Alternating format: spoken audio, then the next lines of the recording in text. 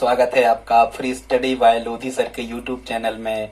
मैं कृपाल लोधी। दोस्तों, आज हम आपको बताने वाले हैं कक्षा 10वीं सीबीएसई तथा एमपी बोर्ड की गणित विषय के बारे में, जिसका लेकर के आए हैं हम अध्याय 4, जिसका नाम है द्विघात समीकरण। स्टूडेंट्स, एमपी बोर्ड ने जो वर्तमान समय में सन ये 2021 की हम बात कर रहे हैं, जो इम्पोर्टेंट क्वेश्चंस का एक प्रश्न बैंक लॉन्च किया है, आज हम उसी के सभी इम्पोर्टेंट क्वेश्चंस आपके सामने लाए हैं। और ये लगभग 5 या 6 क्वेश्चंस हैं इस वीडियो में। और स्टूडेंट्स, यहाँ से आपको 4 अंक का एक क्वेश्चन आना बिल्कुल तय है। ये सभी इम्पोर्टेंट प्रश्न हैं, आप इनको अच्छे से कर लें।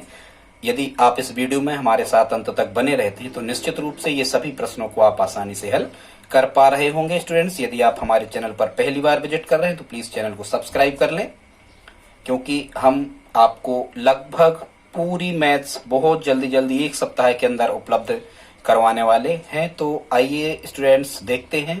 आज का पहला प्रश्न है हमारा, कह रहे हैं, ये तो आपने देख ही लिया कि क्लास 10th का है, अध्याय 4 द्विघात समीकरण क्वाड्रेटिक इक्वेशन से रिलेटिव ये हमारा पार्ट होगा। तो स्टूडेंट्स, इसमें कह रहे हैं कि मूल ज्ञात कीजिए। पहला क्वेश्चन है मूल ज्ञात कीजिए। तो इसको आपको समझ लेना है, मूल क्या कहलाते हैं स्टूडेंट्स। मूल मतलब कहलाते हैं, जैसे ये हमने पहले देखा, ये वर्ग समीकरण है, मतलब क्वाड्रेटिक इक्वेशन है, इंग्लिश में से कहते हैं। ठीक है, अधिकतम घात यदि 2 की है अज्ञात राशि पर, तो ऐसे समीकरणों को हम वर्ग समीकरण या द्विघात समीकरण कहते हैं। सबसे पहले ये देखा जाता है कि कोई भी द्विघात समीकरण अपने मानक रूप में लिखा है कि नहीं। मानक रूप बहुपदों का क्या कहलाता है, या तो घातों का घटता क्रम होना चाहिए या बढ़ता क्रम। जनरली घटता क्रम ही पुस्तकों में लिखा होता है। जैसे x पे यहाँ 2 की घात है, फिर यहाँ 1 की है, फिर यहाँ अचर है, मतलब x पे 0 की घात है। ठीक है, वो बराबर में 0, मतलब ये वर्ग समीकरण बना है। यदि ये बना नहीं होता तो हम बनाते, खैर इसमें तो बना है तो कोई समस्या नहीं। अब वो कह रहे हैं कि मूल ज्ञात कीजिए स्टूडेंट, मतलब मूल का मतलब ये होता है आपको अज्ञात राशि जो है इसकी वैल्यू फाइंड करना है। इस अज्ञात राशि x का मान हमें निकालना है। और यहाँ x पे कितने की घात है, जैसे यहाँ x पे 2 की घात है, तो इसका मतलब ये होगा कि इसके अधिकतम 2 मान हो सकते हैं। और वही 2 मान हमें फाइंड करना है कि यदि हम x की जगह वो मान रख दें तो ये पूरा 0 बन जाएगा, तो वो उसके मान कहलाएंगे। उन्हीं मानों को स्टूडेंट्स हम मूल, अल्फा और बीटा कहते हैं वर्ग समीकरण में। तो इसको निकालने की 2 विधियां होती हैं, एक तो श्रीधराचार्य विधि या जिसको हम सूत्र विधि कहते हैं, और एक होती है गुणनखंड विधि। तो स्टूडेंट्स, इसको आप किसी भी मेथड से कर सकते हो, क्योंकि यहाँ पर ऐसा कुछ लिखा नहीं है। सूत्र विधि चूंकि हम अगले इस दूसरे क्वेश्चन में आपको बताने वाले हैं, इसलिए इसको हम गुणनखंड विधि से ही हल करेंगे। तो देखते हैं गुणनखंड विधि से कैसे इसको हल कर सकते हैं। सबसे पहले ये घातों घटते क्रम में लिखे, बिल्कुल लिखे हैं। अब हम इस 6 का इस 2 में करते हैं गुणा। तो स्टूडेंट, धन 6 का जब हम ऋण 2 में गुणा कर रहे होंगे तो यहाँ ऋण 12 आ रहा होगा, तो हमें दूर कहीं ऋण 12 ये लिख लेना है। ठीक है, अब हमें क्या करना होता है स्टूडेंट्स, इस मध्यपद को तोड़ना होता है 2 भागों में। ठीक है, मध्यपद कितना लिखा है, जैसे यहाँ लिखा है मध्यपद कितना, ऋण x या ऋण का 1x। यहाँ कुछ नहीं होता, जिसका गणित में उसका 1 होता है। ठीक है, जैसे किसी का कोई नहीं होता तो भगवान होता है, वैसे गणित में कुछ नहीं होता तो 1 होता है। 1 की घात यहाँ लगा दो, बटे में 1 कर दो, 1 का गुणा, कोई इफेक्ट नहीं होता। ठीक है, खैर देखते हैं। तो अब हमें इस ऋण 1x को ऐसे तोड़ना है कि यदि हम गुणा करें तो ऋण के 12 आए, और हम जोड़ें या घटाएं तो ऋण का 1x आए। तो स्टूडेंट्स, इसको हम तोड़ सकते हैं ऋण के 4x और धन के 3x। अब आप देखो, ऋण के 4x और धन के 3x असमान चिन्ह है, ये धन और ऋण मिलकर असमान चिन्ह घटते हैं। 4x में से 3x घटेंगे तो 1x बचेगा यहाँ, और वो x काय का बचेगा, ऋण का, क्योंकि बड़ी संख्या का चिन्ह बचता है और यहाँ बड़ी संख्या काय की है, ऋण की, तो ये ऋण की 1x बचेंगे। बिल्कुल, मतलब ये जो ऋण 4x धन 3x लिखे हैं, ये ऋण के 1x ही लिखे हैं, ऐसा आप समझे। और जब आप ऋण 4 का धन 3 में गुणा कर रहे होंगे तो असमान चिन्हों का गुणा ऋण, और 4 3 12, ये आपका ऋण 12 भी आ रहा होगा, मतलब अपन ने सही तोड़ लिए। तो मध्य पद को तोड़ लिया, लेकिन शुरू के जो पद रहेंगे, ये कितना था, यहाँ ये 6x वर्ग था, ये ज्यों का त्यों रहेगा, तो हमें मिल गया 6x वर्ग ऋण 4x धन 3x, और ऋण 2 यहाँ पर ये ज्यों के त्यों चलेंगे। अब स्टूडेंट्स, यहाँ मध्य पद को हमने 2 भागों में तोड़ दिया। अब हमें क्या करना होता है, ये अपने 4 पद बन गए। इन 4 पदों में से अब हमें यहाँ 2 में से कॉमन लेना होता है। स्टूडेंट्स, इनको इसी प्रकार से हल करते हैं, बिल्कुल सिक्वेंस में हम आपको बताते जा रहे हैं, इसी प्रकार से आप हल करें। अब स्टूडेंट्स, हमें इन 2 में से ओवेनिस्ट या कॉमन लेना होता है। तो हम देखते हैं कि जैसे हम कहें कि ऐसी बड़ी से बड़ी संख्या जिसका 6 में भाग जा रहा हो, 4 में भाग जा रहा हो, मतलब महत्तम समावर्तक इनका। तो 2 ऐसी बड़ी से बड़ी संख्या है जिसका भाग 6 में भी लगता और 4 में भी लगता। तो स्टूडेंट्स यहाँ से हमने 2 कॉमन ले लिए, फिर x यहाँ भी दिख रहा है, x यहाँ भी दिख रहा, कम घात वाला पद x पे 1 की घात, तो यहाँ 2x कॉमन निकाला क्योंकि दोनों में। अब हम लगाते हैं कोष्टक।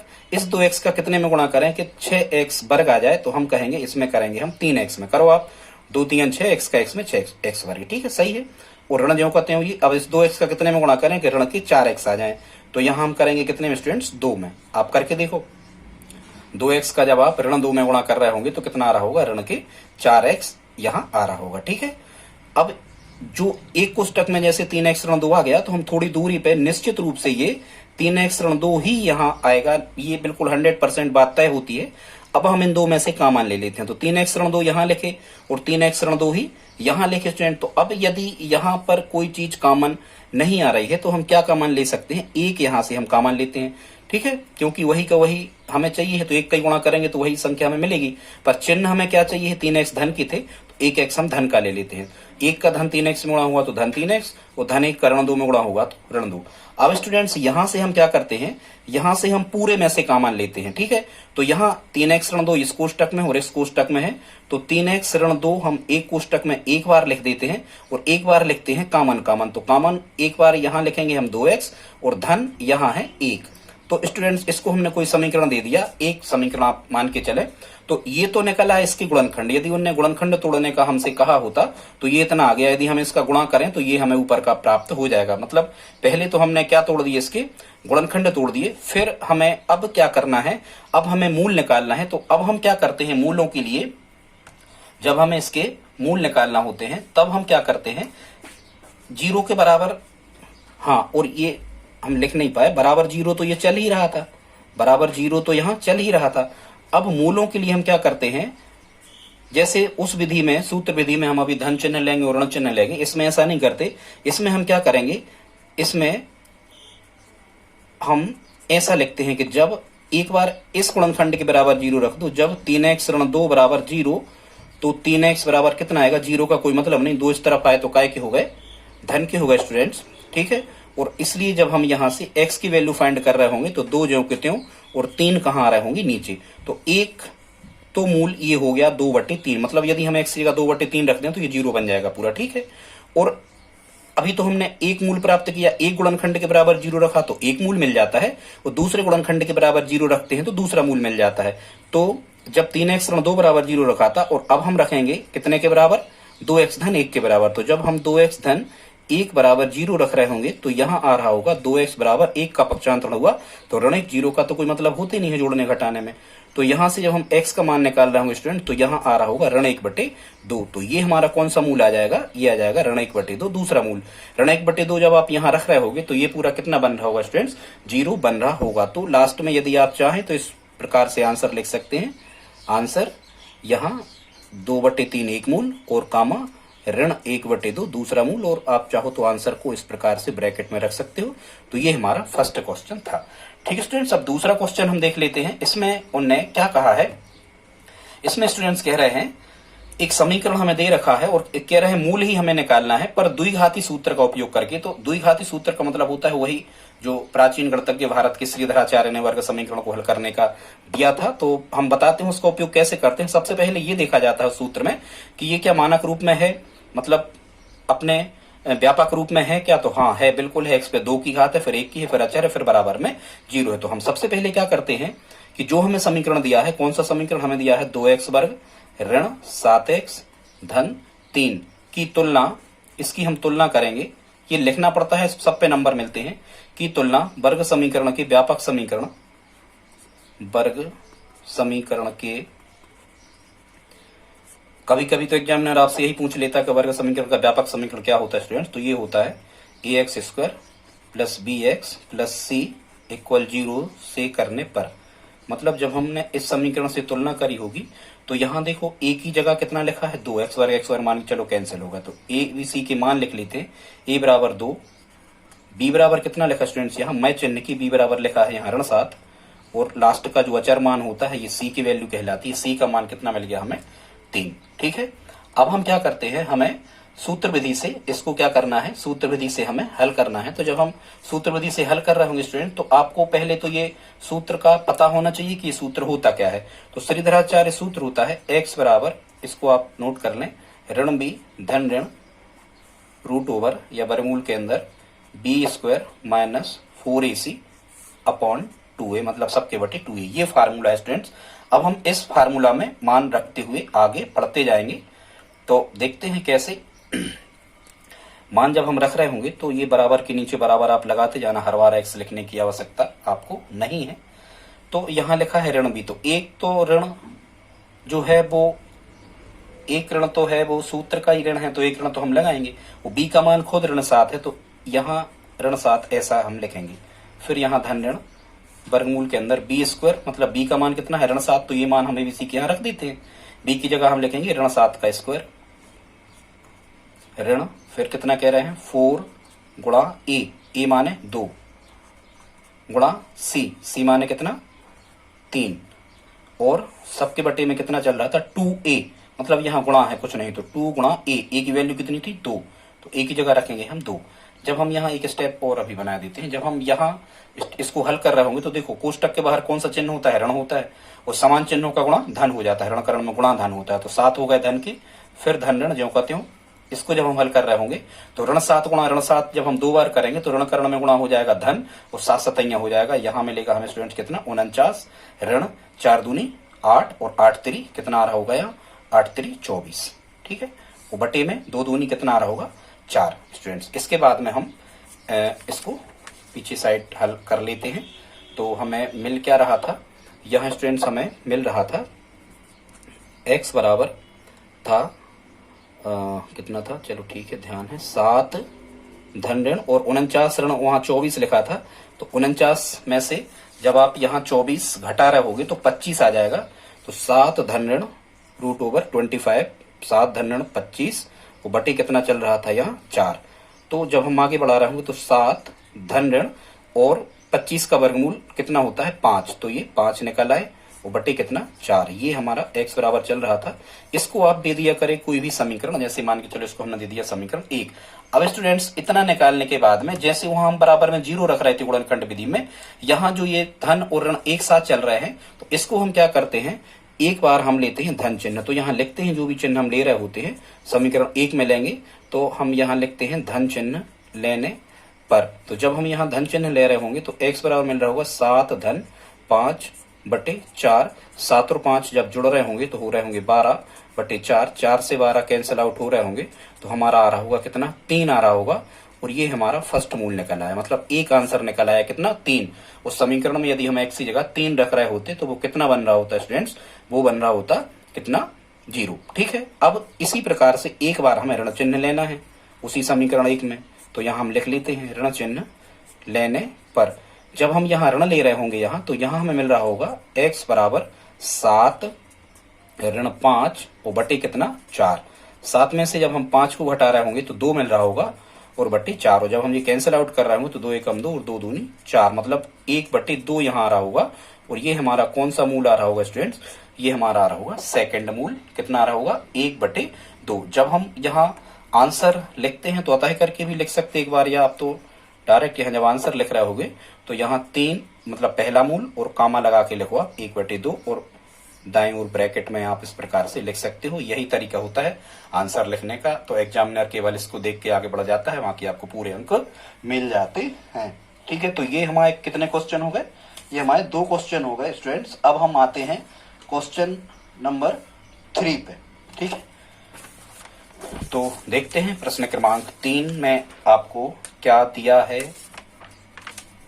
तो स्टूडेंट्स इसमें कह रहे हैं प्रश्न क्रमांक 3 में कुछ टाइम ज़्यादा लगेगा, क्योंकि मैथ से और समय लगता ही है। यदि आप क्लास में पढ़ रहे होते तो लगभग 1.5 घंटे के थे ये इतने प्रश्न, 6-7 प्रश्न, ठीक है स्टूडेंट्स। तो अब हम इस प्रश्न को देख लेते हैं।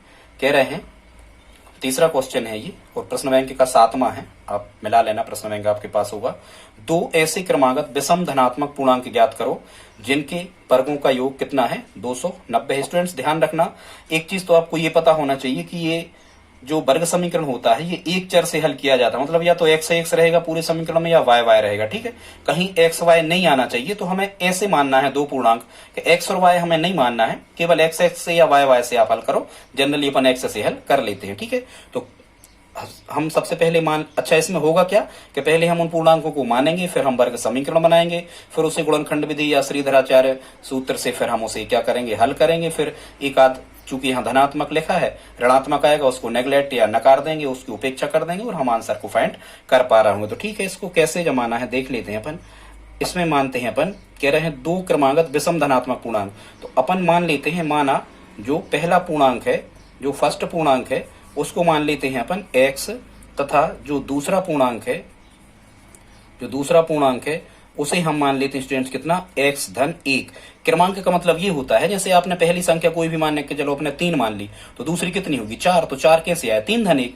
इसी प्रकार से 1x माना जाता है, और अगला पूर्णांक यदि उन्होंने कहा है तो 1 उसमें जुड़ के अगला पूर्णांक हम फाइंड कर सकते हैं। तो इस प्रकार से ये हमें क्या प्राप्त हो गए, अच्छा क्या कह रहे हैं, क्रमागत विषम, ठीक विषम कह रहे हैं, ठीक विषम यदि कह रहे हैं स्टूडेंट्स, तो इसमें कितने जुड़ेंगे, 2 जुड़ेंगे। कैसे, उसमें भी बता दे रहे, जैसे एक विषम संख्या हमने मान के चलो 5 मान ली, तो अगली विषम कितनी होगी 7। 7 कैसे आए, 5 में 2, चाहे सम हो चाहे विषम हो, 2 जोड़ के फाइंड करे जा सकते हैं। ठीक है, अब हम प्रश्नानुसार समीकरण बना लेंगे जैसा उन्होंने कहा है। तो प्रश्नानुसार जब हम समीकरण बना रहे होंगे, यहाँ आप चाहो तो लिखते जाया करें, टाइम लगता है। प्रश्नानुसार समीकरण बनाने पर क्या कह रहे हैं, ऐसे दो क्रमागत विषम धनात्मक पूर्णांक ज्ञात करो जिनके वर्गों का योग 290 है। यहां से बनाएंगे हम वर्ग समीकरण बनाने के लिए, उन्होंने ये लाइन लिख दी, जिनके वर्गों का योग 290 है। तो पहली संख्या जो थी हमारी वो x थी, तो इसका हमने वर्ग कर दिया, और दूसरी जो संख्या थी वो कितनी थी, वो थी स्टूडेंट्स x धन 2, तो इसका भी हमने क्या कर दिया वर्ग। यहाँ कोष्टक लगा के करना पड़ेगा, नहीं तो एक ही का माना जाएगा। और फिर क्या कह रहे हैं, वर्गों का योग मतलब यहाँ क्या लगाएंगे हम धन, और कितना है इनका योग 290 है, मतलब बराबर लगा के हमें कितना लिखना होगा यहाँ 290। यहां से स्टूडेंट्स हम क्या करेंगे, अब बनेगा अपना क्या समीकरण। ठीक है, तो देखते हैं कैसे बनेगा समीकरण। x वर्ग ज्यों का त्यों, यहाँ लिखा है x धन 2 का होल स्क्वायर, इसका मतलब ये है कि x धन 2 एक कोष्टक में और x धन 2 एक कोष्टक में, हम ऐसे 2 बार इसको लिख सकते, बराबर 290 चलेगा ज्यों का त्यों। जब हम इसे सिंप्लीफाई कर रहे हो तो x वर्ग धन, यहाँ आपको समझना हो स्टूडेंट्स, ये गुणा में है, 2 की घात थी तो 2 बार गुणा करके लिख दिया। अब इसको गुणा कैसे करते हैं, इस x का इस x में करेंगे पहले, तो x वर्ग होता है x का x में गुणा, फिर इसी x का धन 2 में करेंगे तो धन के 2x आ रहे होंगे, फिर धन 2 का x में करेंगे तो धन के 2x आ रहे होंगे, फिर इसी 2 का 2 में करेंगे तो कितना आ रहा होगा धन के 4, और बराबर कितना आ रहा होगा 290। चूंकि यहाँ ऋण था ही नहीं तो ऋण कहीं आएगा नहीं। अब हम समान घातों के जो जुड़ रहे घट रहे होते हैं उनको जोड़ घटा लेते हैं। जैसे समान घातों इनके जुड़ते घटते हैं, जैसे यहाँ कुछ नहीं तो 1x स्क्वायर और 1x स्क्वायर, मतलब x स्क्वायर में x स्क्वायर वाला ही जुड़ेगा घटेगा, और x वाले में x वाला ही जुड़ेगा घटेगा, और अंक में अंक ही, तो अंक तो केवल 4 हैं, तो हमें कुछ नहीं करना। तो 1x स्क्वायर और 1x स्क्वायर ये जुड़ गए तो हो गए 2x स्क्वायर, धन के 2x और धन के 2x, तो धन के हो गए 4x और धन कितने 4, बराबर कितना यहाँ चल रहा था अपना कितना 290 स्टूडेंट। तो ये 290 आपका ज्यों का त्यों रहेगा। ठीक है, अब हम आगे बढ़ते हैं। तो अब क्या कर रहे हैं, हमें वर्ग समीकरण यहाँ बराबर लगाते जाओ। अब हमें बनाना है क्या छात्रों, वर्ग समीकरण बनाना है, तो हम बराबर में 0 लाएंगे। ठीक है, तो यहाँ 2x स्क्वायर धन 4x ज्यों के त्यों, धन 4 ज्यों के त्यों रहने दो। इस 290 बराबर किस तरफ काय के थे, धन के थे, इनका हमने पक्षांतरण किया तो 290 हो गए ऋण के, और बराबर में हम कुछ नहीं तो क्या रख सकते 0, क्योंकि हमें वर्ग समीकरण बनाना है, मतलब दाईं तरफ 0 हमें चाहिए ही है। तो अंक को अंक के पास लिख लूं ताकि ये जुड़ घट जाए। तो 2x वर्ग ये ज्यों के त्यों धन 4x ज्यों के त्यों, अंक में अंक जुड़ घट सकते हैं, ऐसा नहीं होगा कि 4 में 4x या वर्ग में 4, ऐसा कुछ नहीं। अंक में अंक, x में x और वर्ग वालों में वर्ग जुड़ते घटते हैं। अब यहाँ 4 काय के हैं धन के, 290 काय के स्टूडेंट्स ये हैं ऋण की। ठीक है, तो असमान चिन्ह होगा। ये असमान चिन्ह कैसे होते हैं, घटते हैं, बड़ी संख्या में से छोटी घटती है। 290 में से 4 जब हम घटा रहे होंगे तो यहाँ बच रहा होगा 286, और 286 काय के बच रहे होंगे, चाहे जोड़ो चाहे घटाओ, बड़ी संख्या के सामने का चिन्ह लगा दिया करें। ऋण के बच रहे होंगे, बड़ी संख्या 290 ऋण की थी, बराबर में कितना 0। स्टूडेंट्स यदि आप इसको हल कर रहे होगे तो कुछ आपको ज्यादा कठिनाई का अनुभव होगा। यदि ये देख लिया करें कि यदि जैसे 2 का भाग, किसी भी एक संख्या का भाग यहाँ भी जा रहा है, यहाँ भी जा रहा है और यहाँ भी जा रहा है, 0 में तो जाएगा ही, 0 को नहीं देखा जाता। तो यहाँ हम ये देख पा रहे हैं कि 2 का भाग 2 में जा रहा, 2 का भाग 4 में जा रहा, और लास्ट में 6 सम है, मतलब 2 का भाग इसमें भी जा रहा, तो इसमें हम क्या कर देंगे, 2 से भाग कर देंगे। लेकिन किसी भी संख्या का भाग आप तब किया करें जब इन चारों पदों में जा रहा हो, शून्य में तो चला जाएगा, तीनों पदों में भाग जाता है, तभी हम भाग कर देते हैं। तो नहीं भी आप करोगे तो भी आंसर आने वाला है, पर जोड़ना घटाना गुणा भाग कुछ ज्यादा आपको करना पड़ेगा, इसलिए आप यहाँ 2 से भाग कर दें। तो 2 से भाग का मतलब क्या होता है कि बटे 2 सबके कर दें, लिखा नहीं जाता, चाहो तो आप लिख दिया करें कि 2 से भाग करने पर। तो जब हम यहाँ बटे 2 कर रहे होंगे तो 2 से 2 कट रहे होंगे, यहाँ एक्स स्क्वायर आ रहा होगा। जब यहाँ हम बटे 2 कर रहे होंगे तो 2 से 4 2 बार कट रहे होंगे, यहाँ धन के 2x आ रहे होंगे। और जब हम 286 में 2 से भाग दे रहे होंगे स्टूडेंट्स, तो यहाँ 143 आ रहा होगा, और बराबर में कितना मिलेगा हमें, 0। ठीक है, तो ये क्या बना अभी तक, तो स्टूडेंट्स ये क्या बना, तो अभी तक तो ये बना आपका वर्ग समीकरण। क्या बना, वर्ग समीकरण। ये यहां बना वर्ग समीकरण। अब हमें क्या करना है, इसको, इस वर्ग समीकरण को गुणनखंड विधि से या श्रीधराचार्य सूत्र विधि से, जैसे भी आप समझो, हल करना है। तो हम कौन सी विधि लगा दें।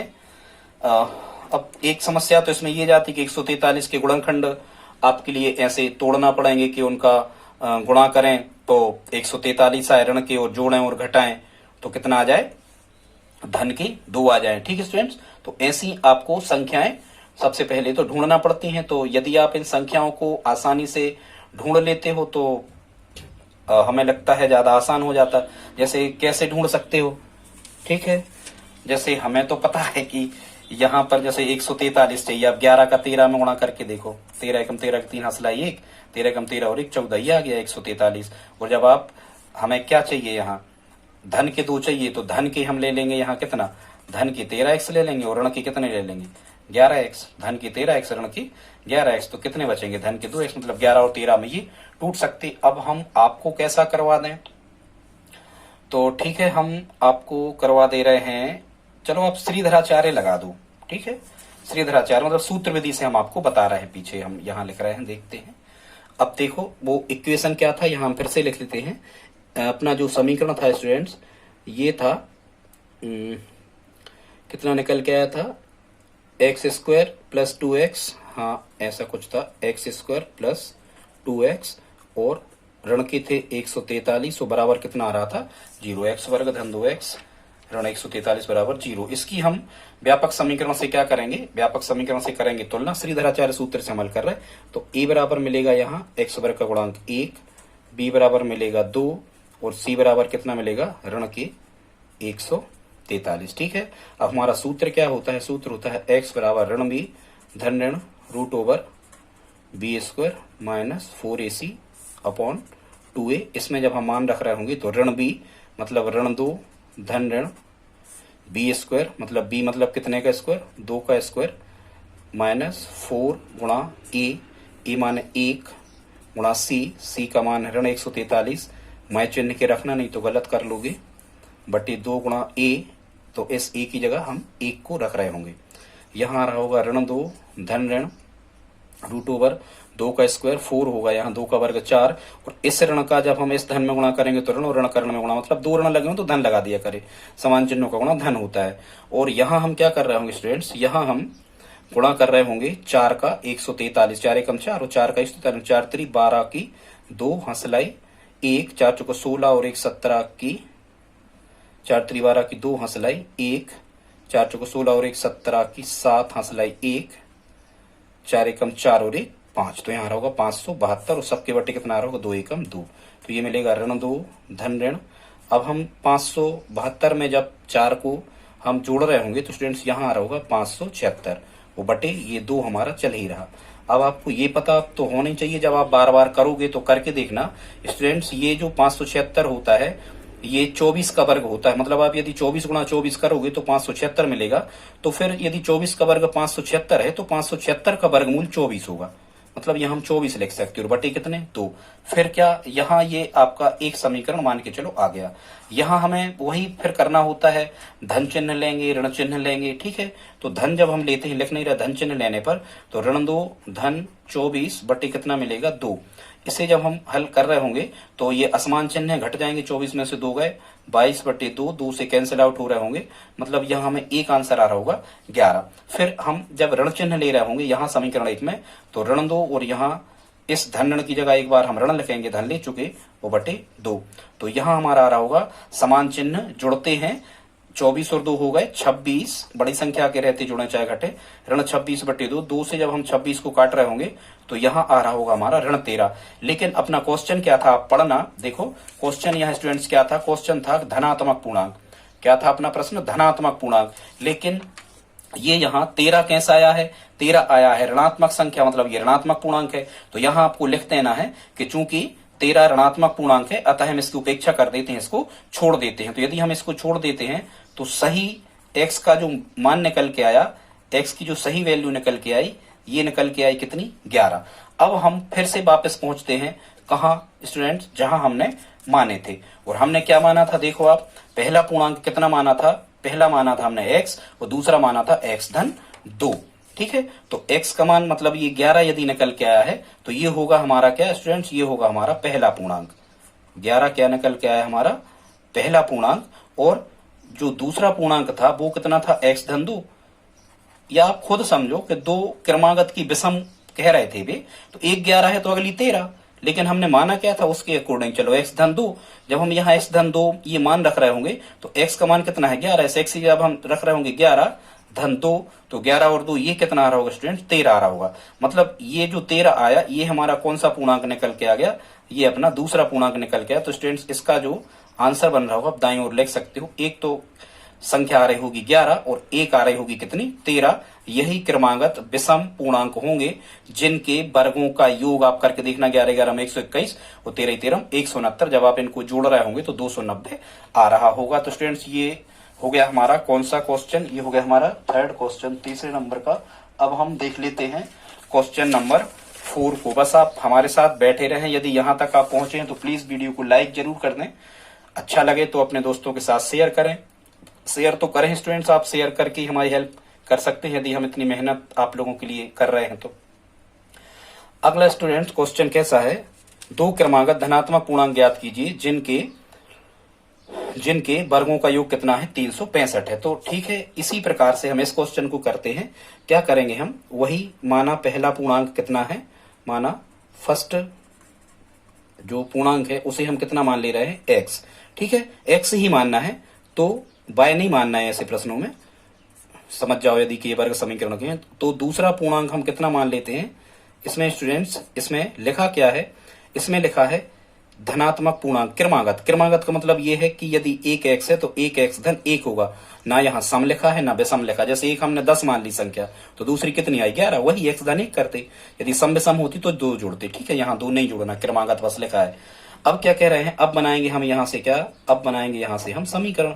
तो जब हम समीकरण बनाते हैं तो यहाँ हम लिख देते हैं, क्या लिख देते हैं, समीकरण बनाने पर। अब जब अपन यहाँ समीकरण स्टूडेंट्स बना रहे होंगे तो कह रहे हैं यहाँ से बनेगा समीकरण कि जिनके वर्गों का योग कितना है, 365।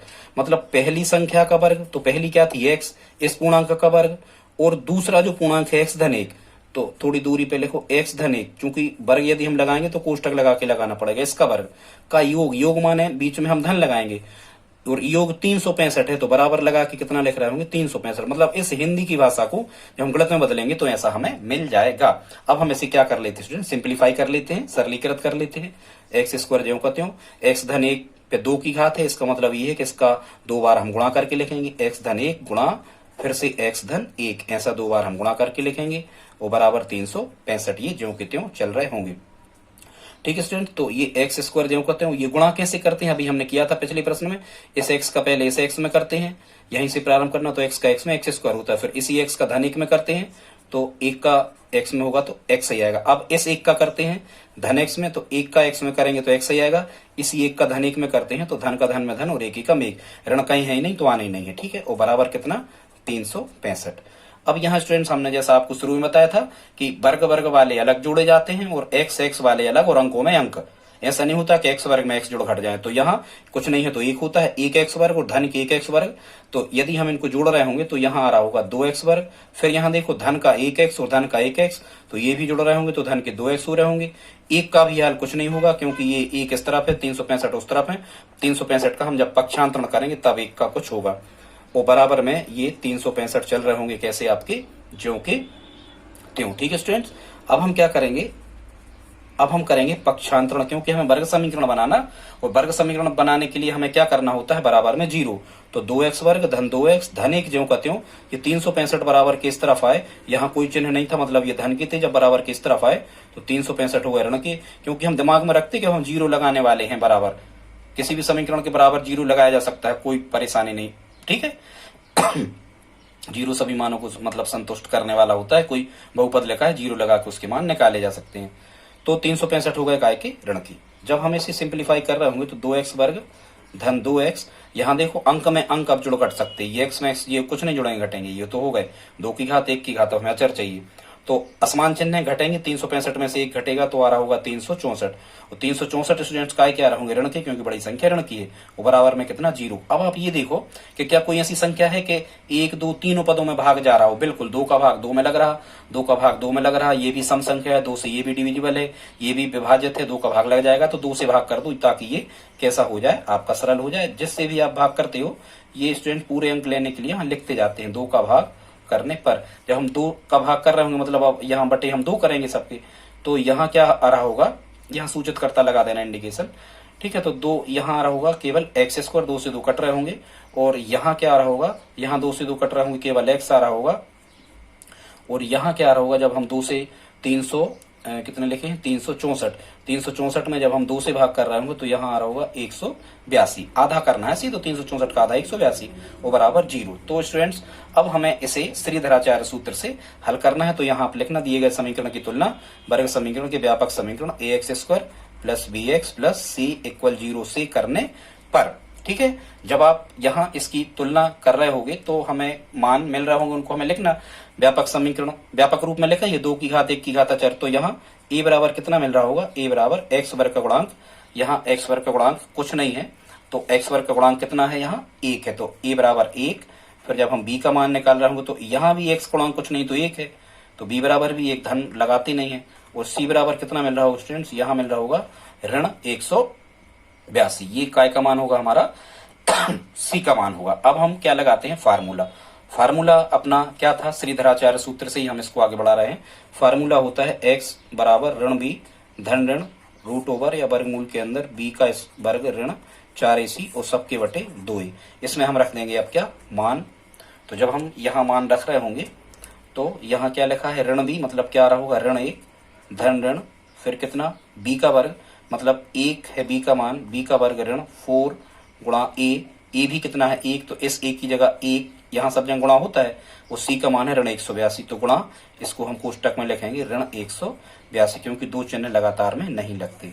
और बटे कितना कह रहे हैं, 2a, मतलब 2 गुणा कितना रखेंगे हम 1, ठीक है स्टूडेंट्स। इसके बाद जब हम हल कर रहे होंगे अगले पेज पे देखें आप, तो ये हमें मिल रहा होगा, यहाँ हमें मिल रहा होगा स्टूडेंट्स कितना, x बराबर, ठीक है। अब x बराबर कितना था, ऋण 1, हाँ ऐसे कुछ था, धन ऋण वर्गमूल में कितना था 1 का वर्ग, तो 1 का वर्ग कितना आएगा, यहाँ 1 ही आएगा, और 1 का वर्ग 1 आएगा, और इस ऋण कर्ण में गुणा होगा धन, और 4 का करेंगे हम 182 में गुणा, तो 4 दूनी 8, 4 32 आ रहा होगा कितना 728, हाँ।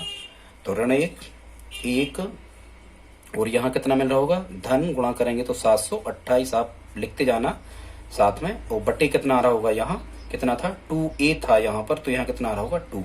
फिर इसको जब हम आगे बढ़ा रहे होंगे तो ऋण 1 धन ऋण, यहाँ कितना मिलेगा हमें, रूट ओवर 728 में जब 1 जोड़ रहे होंगे तो यहाँ मिलेगा हमें 729 और बटे कितना 2।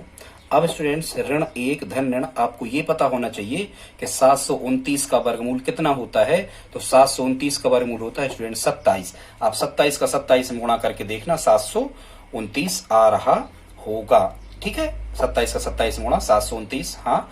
आप बार बार जब इनको करोगे तो ये इतने प्रश्नों के तो वर्गमूल आपको याद हो ही जाएंगे, ठीक है। वो बटे कितना 2, इसको दे दो आप समीकरण कुछ भी 1। अब हम यहाँ से क्या करते हैं स्टूडेंट्स, यहाँ से हम चिन्ह लेते हैं। पहले हम क्या लेंगे इसमें, जब हम धन चिन्ह ले रहे होंगे तो यहाँ मिल रहा होगा ऋण 1 धन 27 और बटे कितना 2, तो यहाँ मिलेगा असमान चिन्ह घटेंगे, 27 में से 1 घटेगा तो 26 बटे 2, 2 से 26 कैंसिल आउट होंगे तो कितना मिल रहा होगा, एक संख्या मिल रही होगी 13। जब हम यहाँ ऋण चिन्ह ले रहे होंगे तो ऋण 1 और ऋण 27/2 समान चिन्ह जोड़ते हैं। ऋण 27 और ऋण 1 हो गए 28, पर बड़ी संख्या के रहते हैं, जोड़े चाहे घटे, तो ऋण के 28/2, 2 से हम कैंसिल आउट कर रहे होंगे, काट रहे होंगे, तो यहाँ होगा ऋण 14। आप लिखें कि चूंकि वहां धनात्मक पूर्णांक थे इसलिए ऋणात्मक संख्या की हम उपेक्षा कर देंगे, ऋण 14 को हम छोड़ देंगे। तो यदि हम ऋण 14 को अमान्य कर देंगे तो इसके बाद से आप स्टूडेंट्स यहाँ देखें तो हमें जो सही मान मिल रहा होगा, वो कितना स्वीकृत करेंगे हम, 13। तो सही मान x का जो हमें मिलेगा वो कितना मिलेगा, 13। अब आप देखें यहाँ हमने जो माना था, फर्स्ट पूर्णांक कितना माना था, x, और x हमारा कितना आ गया, 13। और दूसरा पूर्णांक भी हमें ज्ञात करना है, दूसरा पूर्णांक कितना माना था, x धन 1, x की रखेंगे हम 13, 13 धन 1 कितना हो जाएगा, 14। ठीक है, तो एक पूर्णांक तो आ गया हमारा 13।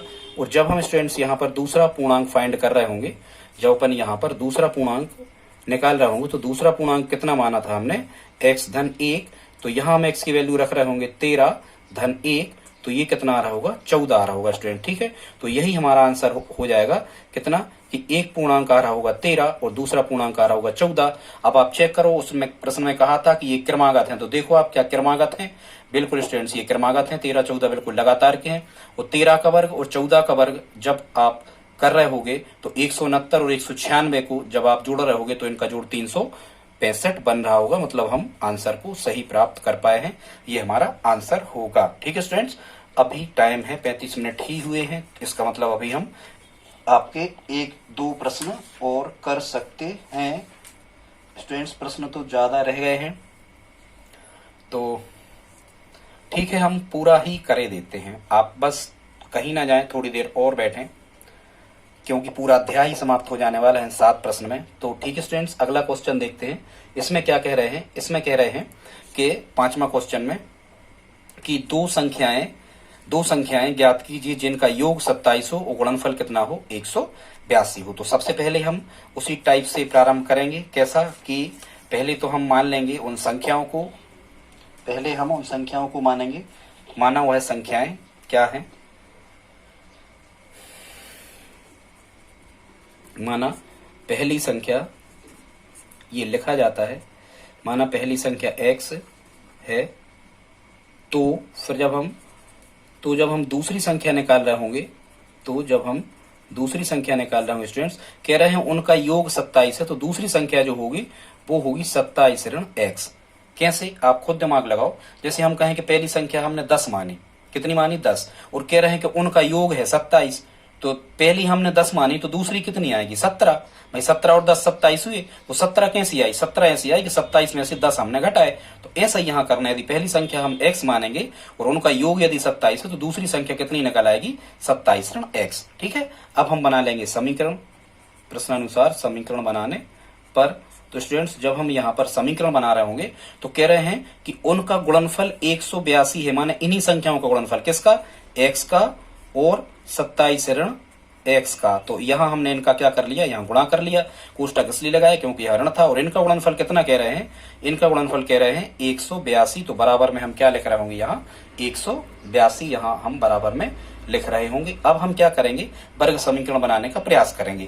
तो इसको सिंप्लीफाई करो, सरलीकृत कैसे करोगे, यदि यहाँ स्टूडेंट धन ऋण लगा होता है कोष्टक के अंदर, तो इसका मतलब ये होता है कि इस x का 27 में अलग गुणा है, तो ये हमें मिलेगा कितना, 27 का x में गुणा करेंगे तो 27x, ऋण ज्यों का त्यों x का x में गुणा करेंगे तो यहाँ मिल रहा होगा हमें x², और बराबर में कितना, 182। ठीक है स्टूडेंट्स, या हम ऐसा भी कह सकते, चूंकि हमें घातों के घटते क्रम में लिखना होता है, इसलिए हम ऐसा भी कह सकते कि ऋण के x² हम पहले लिख ले रहे और 27x धन के इस तरफ लिख ले रहे और बराबर 182, मतलब कोई इफेक्ट नहीं हुआ इसमें, सही चल रहा है। अब हम क्या करेंगे, ऋण x² ज्यों के त्यों, धन 27x भी ज्यों के त्यों, 182 इस तरफ धन के थे, बराबर के इस तरफ लाए ऋण के हो गए, बराबर में रख दिया हमने कितना, 0। ठीक है स्टूडेंट्स, पर यहाँ एक समस्या ये जा रही कि आप चाहो तो इस ऋण को हटा सकते हो, यहां से भी स्टूडेंट्स यदि आप हल करें तो भी ये सही हो जाने वाला है, पर यदि आपको ऐसा नहीं करना है तो अज्ञात राशि में शुरू में यदि ऋण आ जाए, देखो वर्ग समीकरण तो बन गया 2 की 1 की अचर,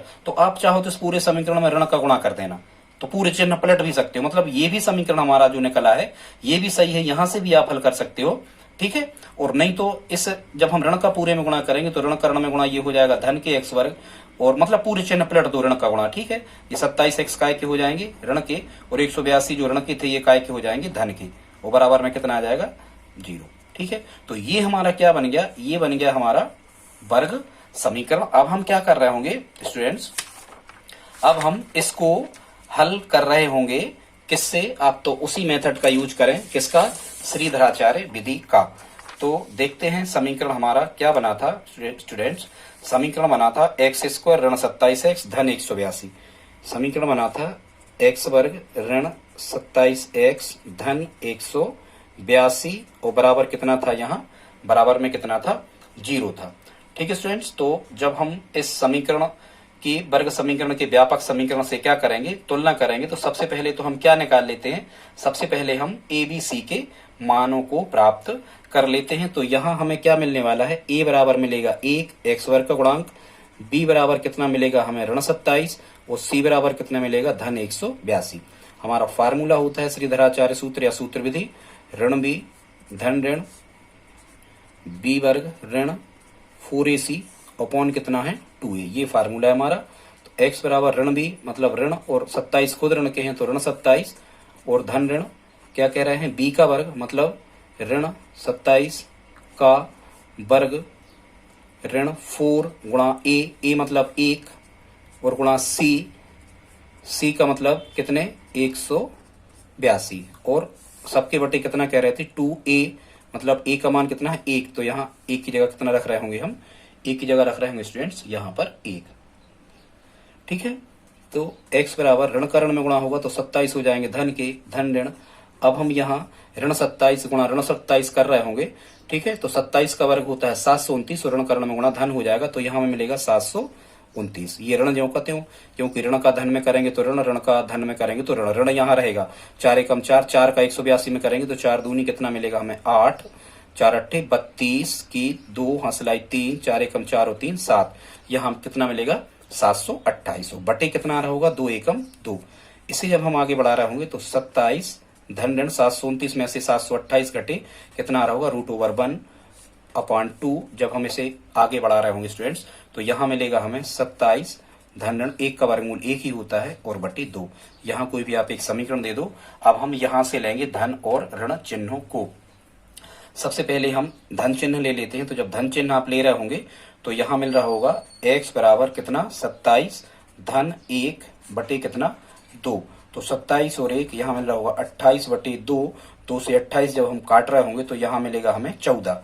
और जब ऋण चिन्ह यहाँ पर ले रहे होंगे, अगला हमें ऋण चिन्ह भी लेना एक बार, कहाँ यहाँ से, तो जब हम ऋण चिन्ह ले रहे होंगे तो यहाँ हमें मिलेगा कितना 27 ऋण 1 कितना मिलेगा 27 ऋण 1 बटे कितना 27 ऋण 1 बटे 2, तो 27 में से जब 1 घटेंगे तो यहाँ मिलेगा कितना 26, कितना मिलेगा 26 बटे 2 बराबर 2 से जब हम 26 को काट रहे होंगे तो यहाँ कितना आ रहा होगा 13, मतलब एक संख्या मिली 14, एक मिली 13। अब हम इबारत देखते हैं कि ये क्वेश्चन जो था वो कैसा था।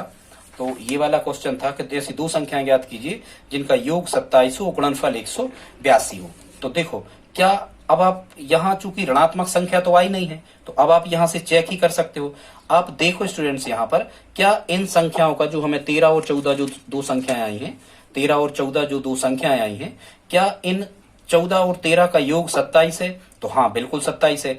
और चूंकि नेगेटिव नकारात्मक ऋणात्मक है नहीं तो हम छोड़ सकते नहीं। अब आप ये भी चेक कर लेना क्या 14 और जो 13 लिखे हुए हैं, क्या इन 14 और 13 का जो गुणनफल है वो 182 है क्या? हाँ तो वो 182 होगा, आप देख लेना। इसका मतलब स्टूडेंट्स क्या होगा, इसका मतलब ये होगा कि हमारा जो आंसर आ रहा होगा वो एक संख्या आ रही होगी 13 और दूसरी आ रही होगी 14, यही हमारा क्या होगा आंसर होगा। ठीक है स्टूडेंट्स, तो ये हमारे कितने क्वेश्चन हो गए? ये 5 क्वेश्चन हो गए। अब हम आते हैं 6वां प्रश्न पे, और जो 6 नंबर क्वेश्चन है ये इसमें क्या कह रहे हैं इसको अब हम देखते हैं। क्वेश्चन नंबर 6 को, वीडियो लंबा खिंच रहा है, यदि आप नहीं देख पाए तो 2 पार्ट में करके आप इसे देख सकते हैं। हरिओम स्टूडेंट्स, 10 मिनट और आप हमारे साथ बैठे रहें। बस ये प्रश्न, केवल 2 प्रश्न रह गए, एक 6वां और एक 7वां स्टूडेंट्स, बस एंड ही होने वाला है।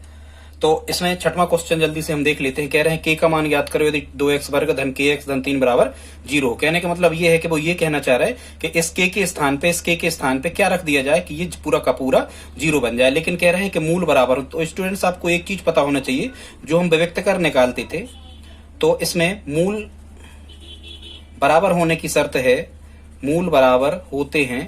तो मूल बराबर स्टूडेंट्स कब होते हैं?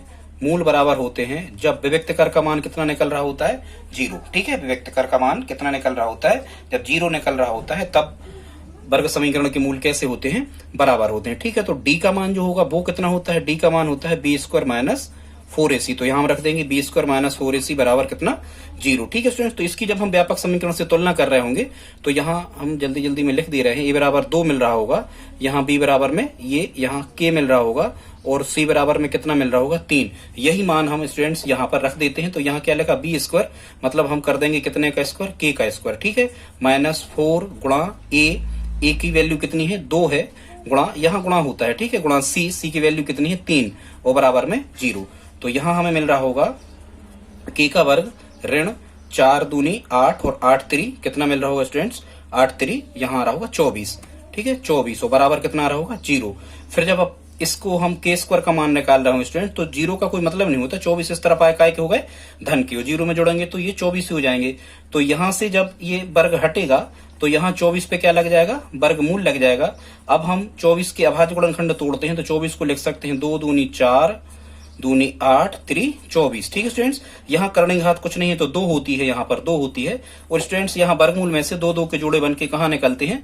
बाहर निकलते हैं। ठीक है स्टूडेंट, तो यहाँ जब हम जोड़े बना करके यहाँ बाहर जब हम निकाल रहे होंगे तो 2 का बन गया जोड़ा तो 2 आ जाएंगे कहाँ? बाहर। और यहाँ पर 2 और 3 जो बच रहे हैं इनका हम गुणा कर लेंगे तो 2 वर्गमूल 6, ये 6 यहाँ अंदर बच जाएंगे। लेकिन स्टूडेंट्स यहाँ जब कभी भी वर्गमूल से कोई संख्या बाहर निकलती है तो ये धन में और ऋण में होकर निकलती, यहीं लगा सकते थे हम धन ऋण। तो इसका मतलब क्या होगा? इसका मतलब ये होगा कि k का मान हमें मिल रहा है, या तो k का मान होगा धन के 2 वर्गमूल 6 एक मान, या फिर स्टूडेंट्स k का मान होगा ऋण के 2 वर्गमूल 6। तो यही हमारा क्या आ रहा होगा? यही हमारा आंसर होगा स्टूडेंट्स। बस आप हमारे साथ केवल 5 मिनट और बने रहें। केवल 5 मिनट में ही हम एक क्वेश्चन और आपको बताने वाले हैं। और तो देख लेते हैं, ये हमने आपको 6 क्वेश्चन स्टूडेंट्स करवा दिए। तो इसका आंसर आप कितना लिखें? धन के 2 वर्गमूल 6 या फिर ऋण के 2 वर्गमूल 6, आप ऐसा इसको लिख सकते हैं। स्टूडेंट्स, प्रश्न बैंक का जो इम्पोर्टेंट प्रश्नों की सीरीज है इसको हम आपको एक तरफ से बता रहे हैं। तो इसमें केवल आपका एक क्वेश्चन स्टूडेंट्स और बचा है। हाँ, वो क्वेश्चन है 7वें नंबर का। तो देखते हैं हम इसे, इसमें क्या कह रहे हैं इसको समझ लेते हैं। इसमें कह रहे हैं कि क्वेश्चन है, एक समकोण त्रिभुज की ऊंचाई इसके आधार से 7 सेंटीमीटर कम है, यदि कर्ण 13 सेंटीमीटर हो तो अन्य 2 भुजाएं याद कीजिए। कहने का मतलब ये है कि कर्ण उनने हमें दे रखा है, अब लंब और आधार और बचते हैं, वो हमें फाइंड कर लेना है। तो सबसे पहले हम एक समकोण त्रिभुज इसको बना लेते हैं। समकोण त्रिभुज आप बना लें, प्रश्न आसान हो जाएगा। मान के चलो ये हमने यहाँ समकोण त्रिभुज बना लिया, यहाँ 90 अंश का कोण बन गया। तो ये क्या हो गया? यहाँ ये कर्ण हो गया। ठीक है, ये यहाँ लंब हो गया और ये भुजा क्या हो गई? ये हो गई आधार। ठीक है स्टूडेंट्स, ये हमने एक समकोण त्रिभुज तैयार कर लिया। अब हम इसमें कहां से इस क्वेश्चन को स्टार्ट करेंगे? तो जहां कहीं भी ये लिखा होता है, जैसे इसमें क्या कह रहे हैं?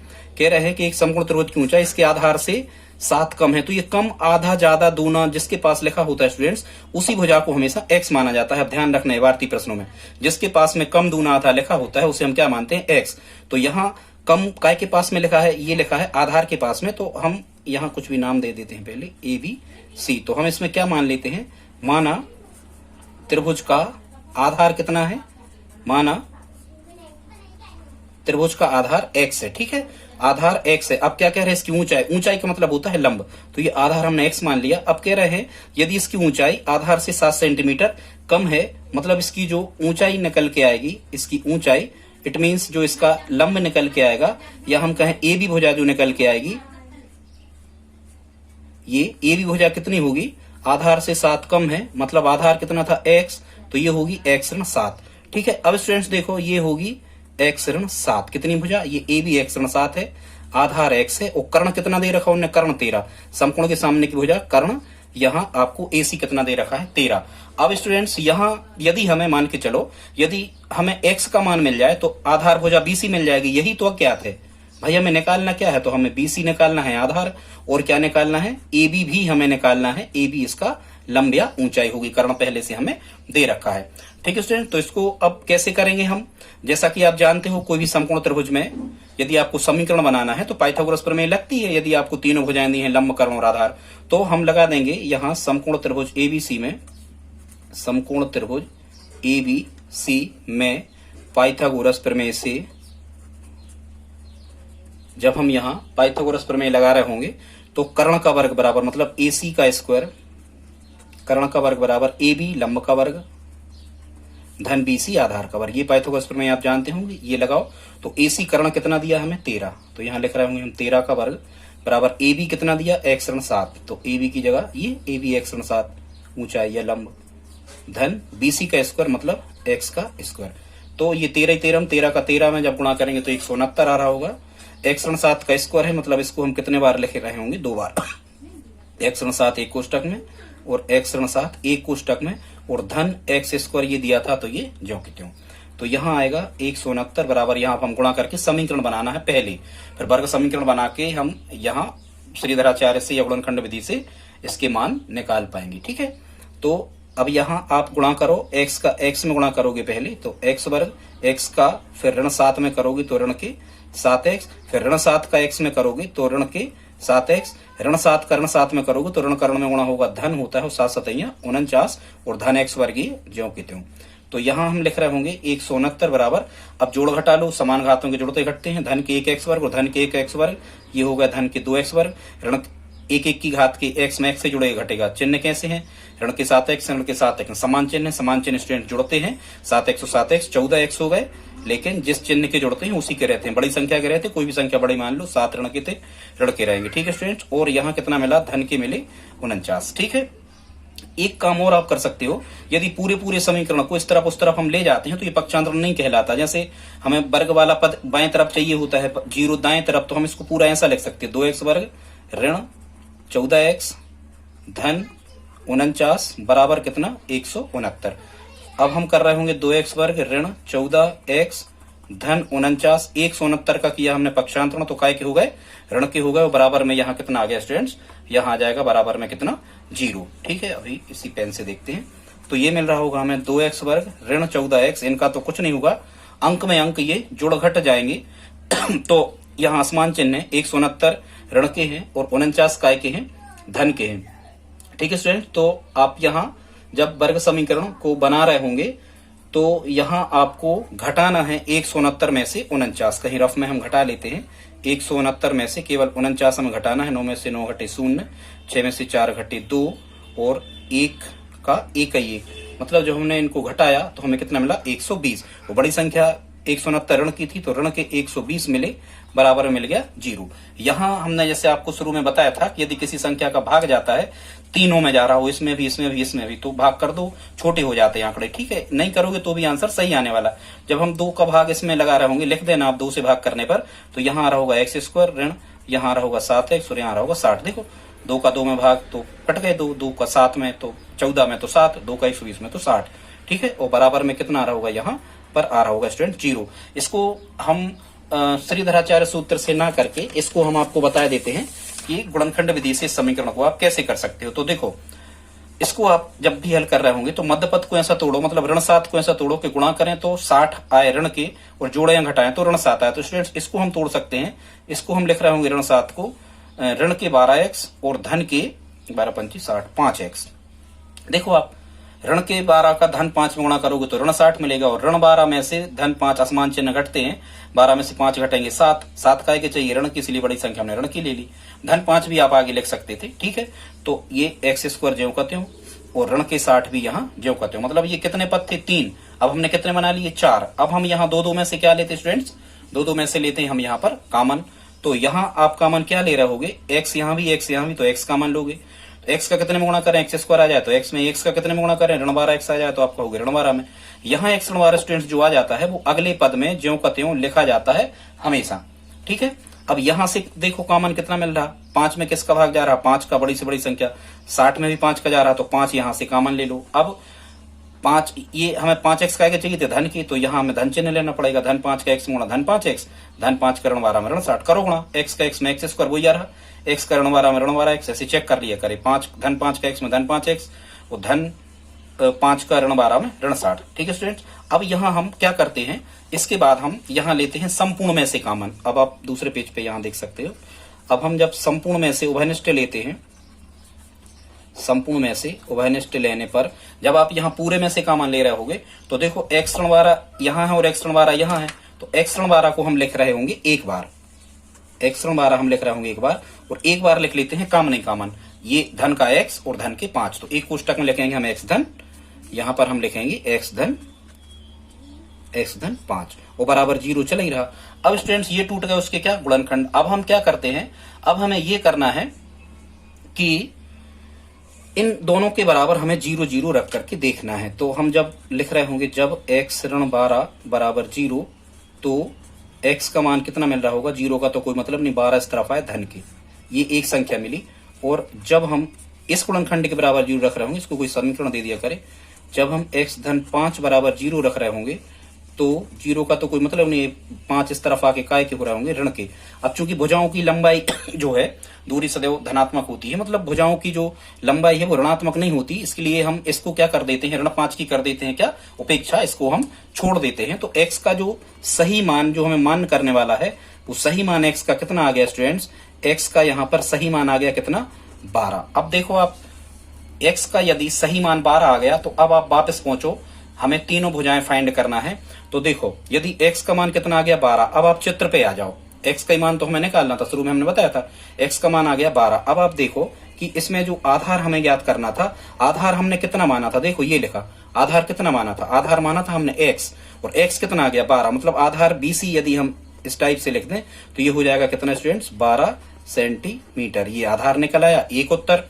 फिर क्या कह रहे थे, उसकी दूसरी भुजा लंब ज्ञात करो, लंब कितना था इसका AB, इसका जो लंब था ये स्टूडेंट्स कितना था, ये था हमारा कितना AB, तो AB जो था वो कितना था, x ऋण 7 थी इसकी लंबाई, x ऋण 7। अब हम यहाँ x का मान रखो तो x या कितना रखोगे 12, तो 12 में से 7 घटाओगे कितना बचेगा 5, 12 में से आप यहाँ कितना घटाओगे 7 लिख लो पहले, तो 12 में 7 घटे तो कितना मिला 5 मिला। तो स्टूडेंट्स ये दोनों आंसर आ गए हमारा, जो लंब निकल के आया वो 5 सेंटीमीटर और आधार निकल के आया वो कितना 12 सेंटीमीटर। लास्ट में आप यहाँ आंसर लिख सकते हो कि 12 सेंटीमीटर एक भुजा होगी और 5 सेंटीमीटर इसकी दूसरी भुजा होगी। और स्टूडेंट जैसा कि आप जानते हो जो पाइथागोरीय त्रिक बनता है या समकोण त्रिभुज की भुजाएं होती हैं, मौखिक भी आप बता सकते थे, कभी ऑप्शन में आ जाए। यदि कर्ण 13 है तो एक भुजा निश्चित रूप से कितनी आ रही होगी, एक आ रही होगी आपकी कितनी 5, ठीक है, यहाँ आया है 12, मतलब ये हम ये बताना चाहते थे कि देखो यहाँ देख लो कि 12, 5 और 13 का पेयर बनता है, ये समकोण त्रिभुज की भुजाएं हैं, ये पाइथागोरीय त्रिक कहलाते हैं। ठीक है, जैसे कैसे 13 13 169, 55 25 और 12 12 144, सबसे बड़ी भुजा कर्ण कहलाती, तो 169 कर्ण होगा। अब आप 144 और 25 को जोड़ो कितना 169 बराबर 169, मतलब पाइथागोरस प्रमेय लागू हो रही। ठीक है, ये नहीं हमें यहाँ करना, पर हमने चेक करने के हिसाब से बता दिया। ठीक है स्टूडेंट, वीडियो कुछ ज्यादा ही हो गया, पर यदि आज का वीडियो आपको अच्छा लगा हो, चूंकि हमने सोचा कि पूरा का पूरा ये हम समाप्त कर दें, यदि आज का वीडियो आपको अच्छा लगा हो तो प्लीज आप लाइक तो कर ही दें, साथ में चैनल को सब्सक्राइब कर लें। यदि और आप मदद करना चाहते हैं तो अपने दोस्तों के साथ में शेयर जरूर करें। मिलते हैं अगले वीडियो में, तब तक के लिए जय हिंद जय भारत।